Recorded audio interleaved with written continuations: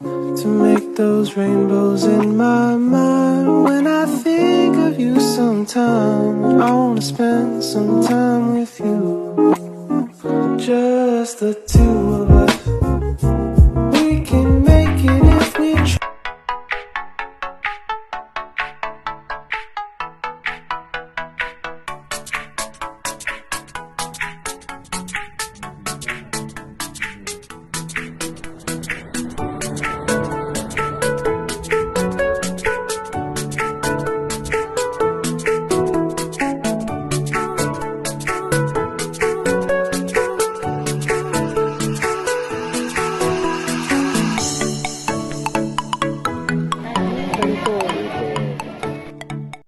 Assalamualaikum warahmatullahi wabarakatuh. Ketemu lagi dengan saya Witri Faisal di channel saya. Bagi teman-teman yang belum pernah hadir di channel saya dan baru saat ini, jangan lupa di subscribe, di like, dan di share.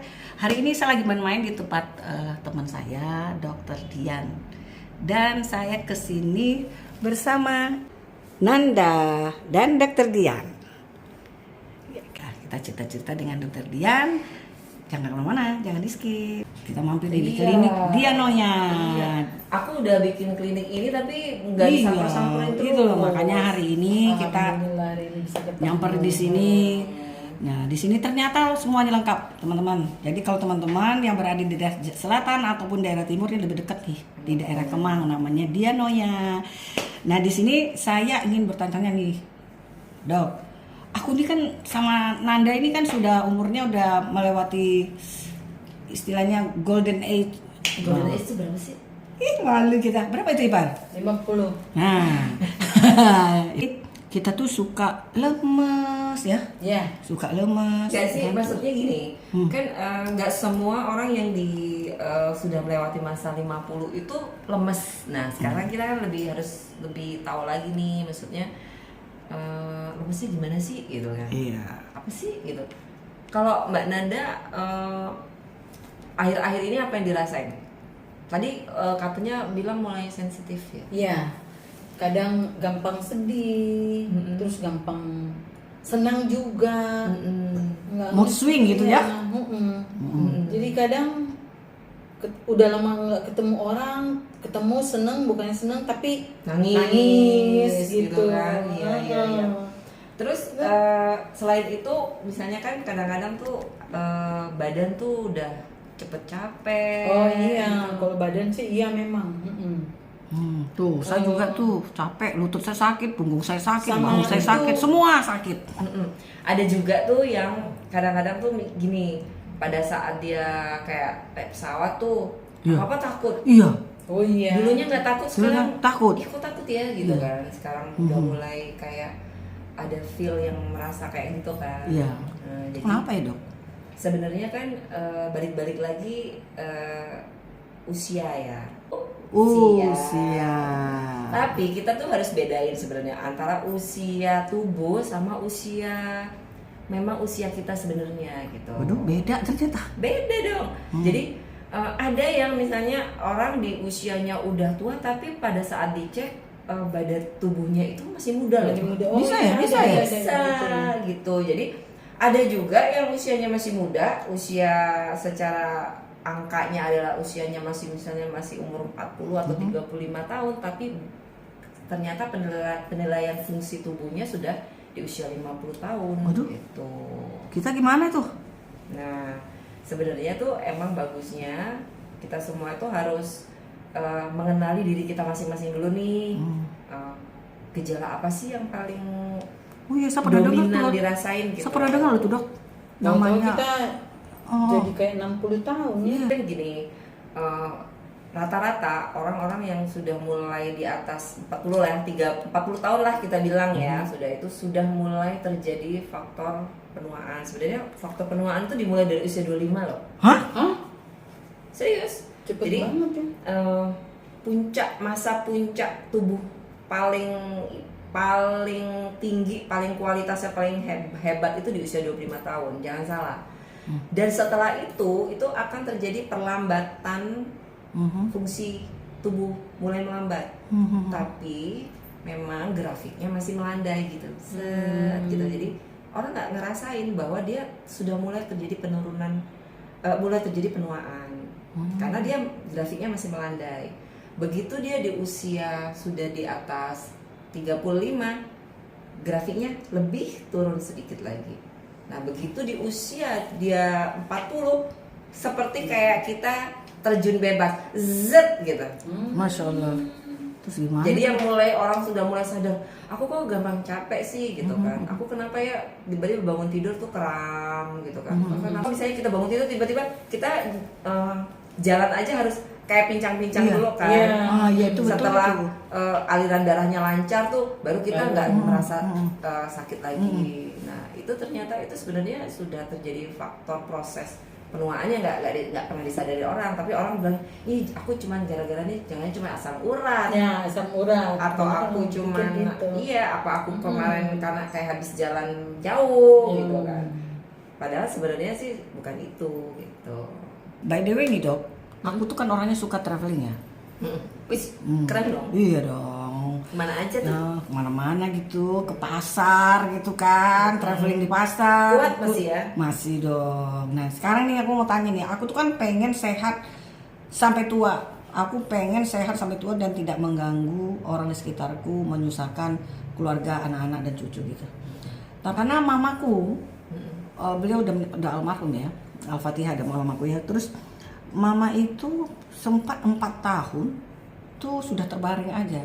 Tempat tidur Iya, terus. tempat Jadi tidur terus. istilahnya hidup tapi tidak memiliki Iya. kualitas hidup. Iya, Iya. hidup. Kita kan pengennya Iya. tua tapi kita Masih tetap punya produktif dan memiliki kualitas hidup. Nah, paling tidak kita masih punya kualitas hidup lah. Kalau Iya. kita sudah tidak produktif, kita masih menjalankan hidup yang berkualitas. Misalnya masih bisa bertemu dengan teman-teman, Iya. masih bisa beribadah, masih bisa berolahraga, Iya. syukur-syukur masih bisa traveling Iya, gitu kan. betul. Walaupun travelingnya ke pasar, Iya, betul. atau ke pantai yang dekat-dekat aja. Yang penting kualitasnya itu loh. Kalau umur-umur sudah 70, 75 dan kita kan maunya begitu. Itu gimana tuh, Dok? Jadi memang pada proses penuaan itu semua itu akan turun semua. Ya. Jadi dari fungsi tubuh kita, metabolismenya melambat, hormonal-hormonnya juga sudah mulai turun, sudah tuh mineral-mineral dalam tubuh itu juga turun. Nah itu semua itu mempengaruhi semua fungsi dari tubuh kita gitu. Akhirnya udah nggak bisa survive lagi ya, mengalami kegagalan gitu.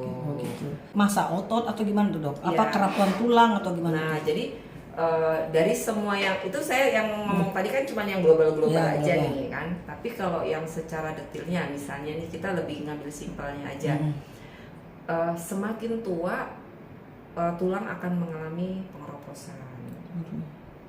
Tuh, itu dari yang saya omongin global tadi, ini kita ngambil contoh salah satu gitu kan. Nah, kebanyakan orang itu begitu udah tua, keropos baru diobatin. Iya, biasanya kan begitu kan, udah sakit baru makan obat. Maksudnya supaya nggak kropos menuju ke kropos itu gimana dong? Nah itu jadi kalau kita sekarang kalau kita pengen aware, kita pengen memiliki kualitas hidup yang baik, maka kita juga harus mempersiapkan supaya kita jangan sampai keropos nih. Ya. Nah kalau supaya jangan sampai keropos itu makanya kita cek dulu nih kadar kalsium dalam tubuh kita berapa, osteokalsium kita tuh berapa, vitamin D3 kita itu berapa gitu kan. Karena itu adalah vitamin-vitamin yang berfungsi untuk menjaga kekuatan tulang kita gitu. Jadi kan kalau orang yang keropos itu sudah mulai kaku-kaku semua, pelumas sendinya juga udah berkurang. Jadi itu ditambah supaya dia pergerakan engsel-engsel sendinya itu bagus lagi gitu. Ibaratnya kayak mobil harus diganti oli dong, gitu kan. Kayak manusia juga harus ganti oli. Kemudian dia biasanya juga ada infus, disuntik untuk menambah kayak mineral-mineral yang ada dalam tubuh gitu. Mineral-mineral itu yang membantu si tulang tadi supaya sebenarnya memperlambat faktor pengeroposannya ya. Tapi kalau menurut aku, kenapa kita harus menunggu keropos dulu baru kita diobatin? Kenapa nggak kita menjaga supaya kita jangan sampai terjadi keropos gitu. Dok, saya itu orangnya suka disuntik vitamin.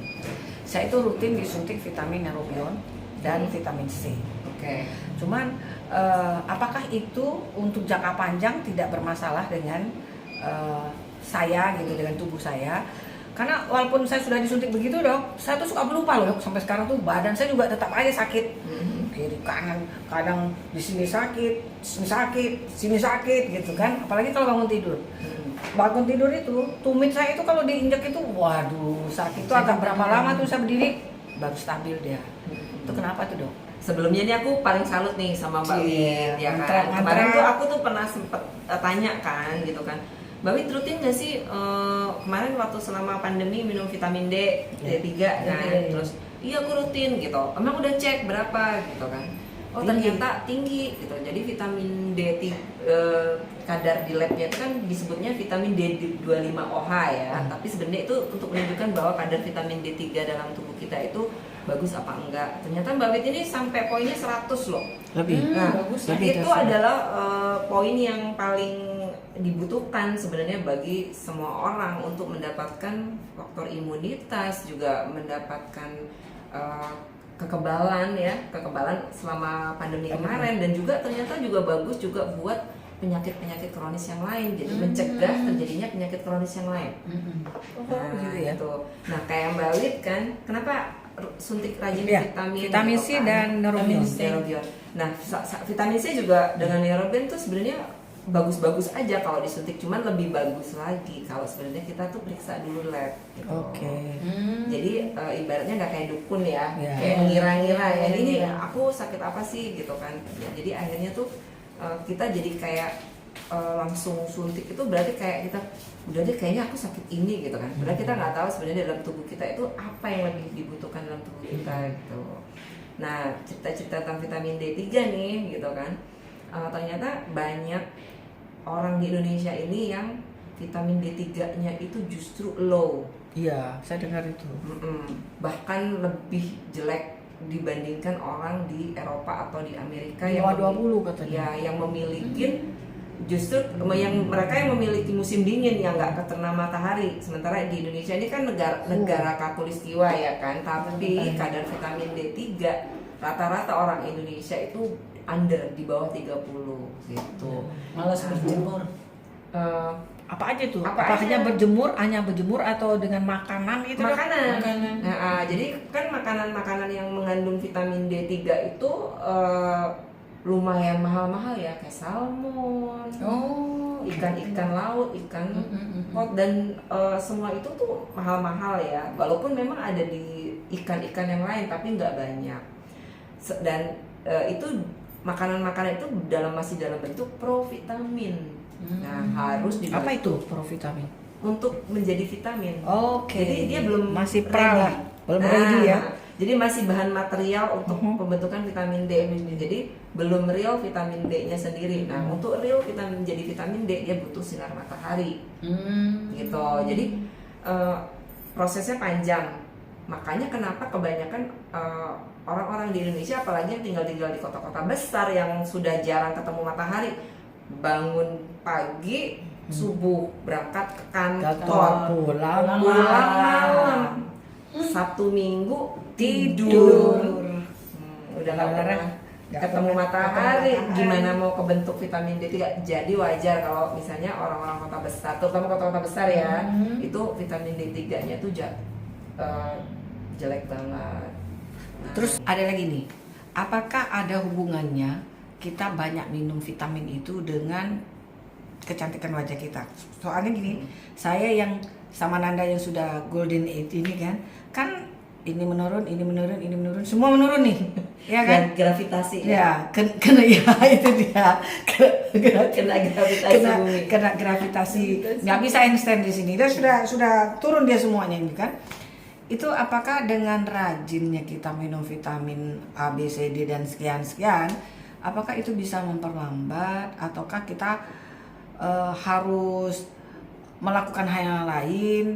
Mungkin yang melakukan hal yang lain itu juga adalah ikhtiar ya. Maksudnya gitu ya. Tapi ini maksudnya dengan kita meminum vitamin atau dengan gaya hidup yang sehat, itu akan membuat kita akan menunda ketuaan itu lebih lama. kita juga tetap awet muda, tetap kita bukan melawan tua ya. Tua tuh pasti ya, benar. tapi kualitas hidup kita harus tetap terjaga gitu kan. Ya ada yang namanya tuh kan pemeriksaan kayak untuk khusus anti aging, woman wellness. Jadi woman wellness sama untuk pria juga men health kayak gitu kan. Nah jadi itu dicek semua itu dari mulai hormon estrogen, progesteron, testosteron, tiroid, kalsium, osteokalsin, vitamin B25OH, sama untuk kita ada resiko kanker atau enggak. Nah itu pemeriksaan itu ada tuh di woman wellness itu gitu. Jadi kalau kita udah dapet itu, kita udah tahu action kita apa. Misalnya nih kalau tadi tuh oh ternyata kita ada osteokalsin kita tuh ternyata rendah banget di bawah 20. Udah deh, lu sebentar lagi udah bakal keropos tulang lu gitu. Terus mau ngapain kalau udah tulang keropos? Nah kalau kita udah tahu sejak dini bahwa tuh osteokalsin kita itu ternyata rendah, ya udah kita rajin lah minum kalsium gitu. Tapi tidak harus susu ya kan. Bagi orang yang nggak suka susu kan, aduh harus berapa banyak? Iya, kayak saya nggak suka susu. Iya.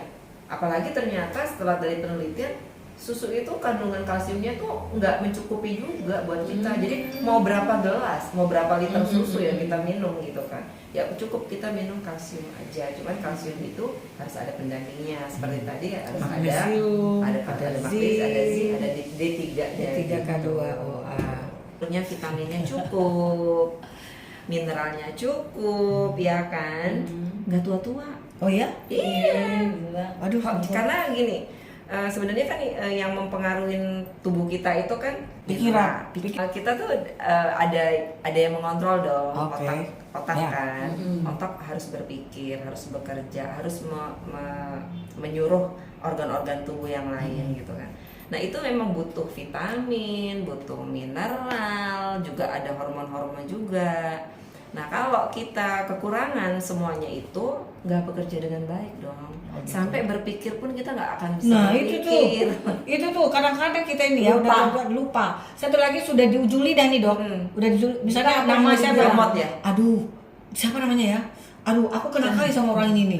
Namanya siapa ya? Kayaknya butuh memori deh.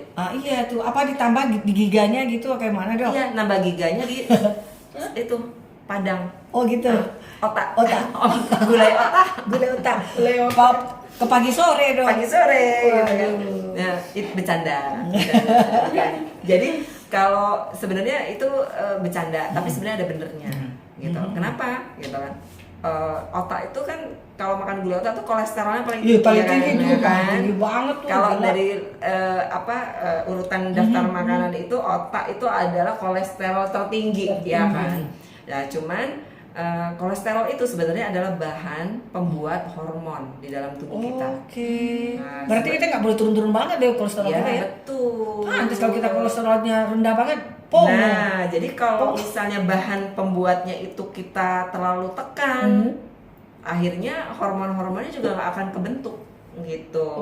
Tapi kita harus menseimbangkan kolesterol. Jadi harus ada kolesterol baik. Kalau ada kolesterol jahat harus ada kolesterol baiknya yang kita makan gitu. Jadi kalau kita makan otak, kita harus makan kolesterol baik seperti virgin coconut oil, virgin olive oil, gitu, habatus sauda, omega 3. Banyak ya ternyata. Banyak. Jadi itu untuk menseimbangkan kolesterol jahatnya. Itu bagi orang yang umurnya kayak kita ini yang sudah menopause.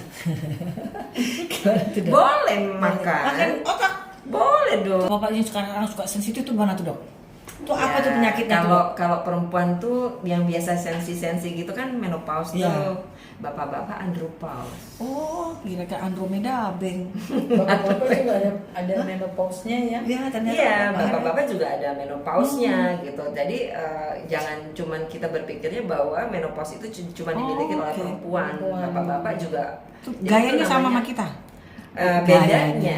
Bedanya kalau perempuan kan lebih kayak sensitif terus nangis, Biasanya di awal-awal mulai menopause kan suka hot flash ya. Hot flash tuh kayak Panas kita malam. Panas malam Iya, tuh iya, kayak iya. kegerakan Iya, iya, gitu. tuh. Walaupun AC-nya kenceng kayak kita masih kegerakan. Kadang-kadang punggung tuh rasanya kayak terbakar gitu. Iya, benar. Jadi itu semuanya tuh sebenarnya tuh salah satu gejala-gejalanya gitu. Oke. Terus kalau bapak juga ngalamin gitu dong? Iya, Papa juga mengalami sebenarnya. Tapi dia tidak gejalanya nggak mirip sama kita ya. Oh gitu. Gitu. Ibu-ibu lebih kentara ya dok. Iya, lebih ketara. Terus aku tuh kayak ngomongin tadi yang kolesterol tadi ya kan. Kebanyakan nih semakin tua orang tuh muncul semua penyakitnya. Iya. Bener tuh, bener tuh. Ipar saya nih dok. Ipar saya gula darah tinggi dok. Nah, Apalagi gula Pak? darah, apa lagi Mbak? Kolesterol, triglycerid, Tuh kan. Semua lah. Semua ya kan. Semua. Nah, biasanya dikasih apa? Restor ya. Jadi yang mengandung atorvastatin, Ada vastatin gitu dok. vastatin, Itu bahaya, Dok. vastatin. Itu bahaya, Jadi, Dok. Bahaya dok. itu kan obat-obat yang digunakan untuk menurunkan kolesterol. Ya. Nah, tujuannya adalah supaya kolesterol dalam tubuh kita itu baik, Ya. tidak tinggi, akhirnya tidak menimbulkan plak. Tapi ada jeleknya gitu. Oke. Terlalu lama menggunakan obat-obat statin tadi, akhirnya kolesterol kita juga terlalu low, akhirnya tidak akan ngebentuk si hormon tadi. Akhirnya kayak lingkaran setan. Akhirnya kita tambah hormon, kita tambah Tambah anjlok, turun, tambah tambah anjlok, turun. tambah anjlok. Iya. Jadi penyeimbangannya gimana dong dok? Ya, aku sebelum ngomongin yang itu, jadi orang yang rata-rata bapak-bapak nih yang menggunakan Tatin-tatin. tatin tadi, akhirnya jadi tertatih-tatih. Ih kesian. Jadi terutama yang paling kelihatan Si Joni ya? si Joni. Waduh. Si Joninya ikut Males. Mau bangun nggak bisa si Joni. Ngantuk ya, Dok? Ngantuk bawaannya. Aduh. Jadi kalau misalnya mau ngeliat tuh dalam 1 minggu si Joni bangunnya berapa kali sih gitu kan? Begitu. Iya. Kalau si Joni bangunnya kurang dari 2 kali, ya Waduh. itu sudah terjadi efek Tanda-tanda. samping dari Si Tatin tadi. Mama saya dulu pernah bilang nih, kalau naik kolesterol, kalau naik gula darah, kalau naik tensi kamu, minum rebusan daun salam gitu. Itu gimana tuh, Dok? Kalau itu sebenarnya kita nggak bisa langsung ngelihat turun hasil gitu kan. Yang jelas kalau untuk kolesterol, untuk supaya itu terjadi keseimbangan, kan kalau kolesterol yang jahat itu tadi tahu nggak? Si otak tuh. Kolesterol jahat itu terdiri dari triglycerid. Oh, LDL. Itu adalah kolesterol jahat. Oh, kolesterol sama Nah, LDL. untuk menyeimbangkan kita harus menaikkan HDL namanya. HDL. Itu kolesterol baik. Jadi kalau kita nggak sengaja nih kemakan, yang namanya makanan kadang kita susah ya milah. Jadi kita kemakan nih si kolesterol jahat. Kita harus Bukan kemakan sih dok sebenarnya. Emang sengaja? Sengaja makan gitu kan. enak soalnya. Enak soalnya kan. Jadi kita juga harus minum kolesterol baik. Karena kolesterol baik inilah yang mengangkut si lemak-lemak ini untuk diregulasi di dalam hati dan untuk pembentukan dari hormon tadi. Ibarat katanya kita makan otak tadi kan atau daging merah. Betul. Ya. Kita Jadi minum lah ada yang ke ngangkut. coconut oil atau waduh, Oke. makan sate taichan gitu ya dok. Ini ada yang kedua katanya. Ya, Tadi kita kan menceritakan tentang D3 nih. Ini saya belum puas nih tentang D3 ini nih. Apalagi kalau D3 ditambah-tambah K2, terus saya tadi kan banyak tuh macam-macam jenis dari harga yang 5.000 satu strip tuh dok, sampai harganya jutaan tuh. Ada dok. Itu sebenarnya bagusnya yang mana dok? Apa sih komposisi D3 itu yang cocok buat kita di Indonesia ini? Oke. Sebenarnya tuh kalau kita harusnya ya, itu periksa lab dulu. Oh gitu. Jadi Oh, kita harus harusnya lakukan periksa. pemeriksaan lab Oke. yang kita minta tuh adalah pemeriksaan D25OH. Oh iya iya. Nah, nanti ketahuan tuh hasilnya kita tuh di range berapa. Iya. Kalau kita masih di range 50 ke atas, itu lumayan bagus. Masih bagus, ya. Tapi kita tetap harus mendapatkan vitamin D yang optimal. Berarti kita harus mencapai 100. Itu yang Ya. optimal. Tapi kalau kita di bawah 50, nah itu berarti udah rendah dong. Iya iya. Berarti kita harus mengkonsumsi vitamin D3 itu yang tinggi dosisnya. Itu ada 10.000 dok, ada 5.000 dok. Betul. Nah yang beredar di Indonesia itu kan dosisnya kecil-kecil nih, cuma 1.000, 5.000. Itu mah nggak, kalau kita bilang nggak nendang gitu. Ibaratnya kasih minum dikasih seteguk ya? Iya, kayak ibaratnya kayak kita garamin air laut gitu, nggak guna gitu kan. Jadi emang harus tinggi sampai kita mencapai optimal. Itu nggak ngerusak ke hati, ke ginjal dan gitu? Enggak ngerusak. Jadi malah justru itu dibutuhkan gitu. Karena vitamin D3 ini ternyata kekurangan vitamin D3 itu menyebabkan banyak semua penyakit kronis. Jadi kekurangan vitamin D3 sejak dini gitu, itu akan memperparah penyakit hipertensi. Jadi akan muncul penyakit hipertensi, penyakit gula darah, terus tulang, otot, dan akhirnya itu sampai jadi terjadinya skizofren. Bahkan ada yang kasus kejadiannya skizofren itu gara-gara kekurangan vitamin D3 gitu. Kalau kita periksa di lab dok, kok untuk mengetahui D3 itu apa? Bilangnya apa itu? D25OH. D25OH. Iya, jadi dicek dulu kadarnya kita berapa. D25OH.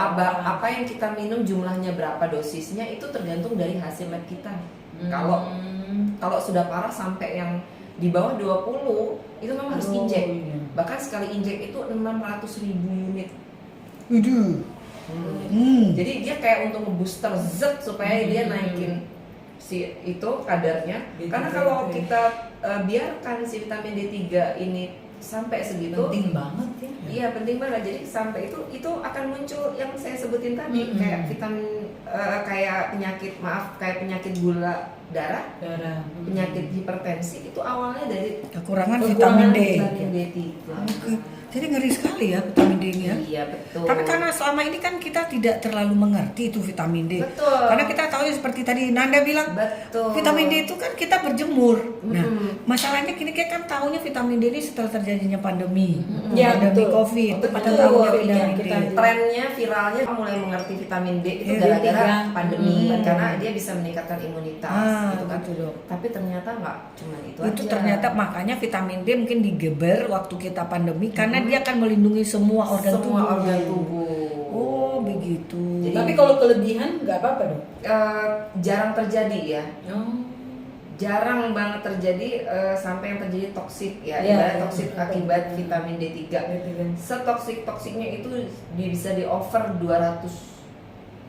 Itu baru kita bisa bilang toksik. Tapi ternyata dari penelitian kita udah mencapai 100 nih. Tapi pola makan kita jelek, pola hidup kita tidak sehat, itu turun loh. Turun lagi ya. Turun. Jadi dalam kayak misalnya Mbak Wit nih kemarin labnya udah bagus nih 100, tapi dia nggak maintenance si vitamin ini, nggak di maintenance sama dia.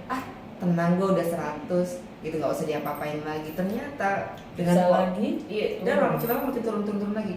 Jangan-jangan kalau dicek udah nggak 100 lagi. Iya. Jangan-jangan udah turun lagi, udah anjlok lagi sampai ke 70. Jadi batas kita itu dari 50 ke atas ya. Ya, jadi kalau kita 50 mau ke bawah. Betul. 50 itu ibaratnya sedang-sedang aja, tapi enggak optimal. Sedangkan kalau untuk vitamin D3 ini kita harus optimal. Harus mencapai 100. Itu berhubungan nggak dengan kekentalan darah? Vitamin D itu ke lesitin hati ya, ke lemak hati. Iya. Ada.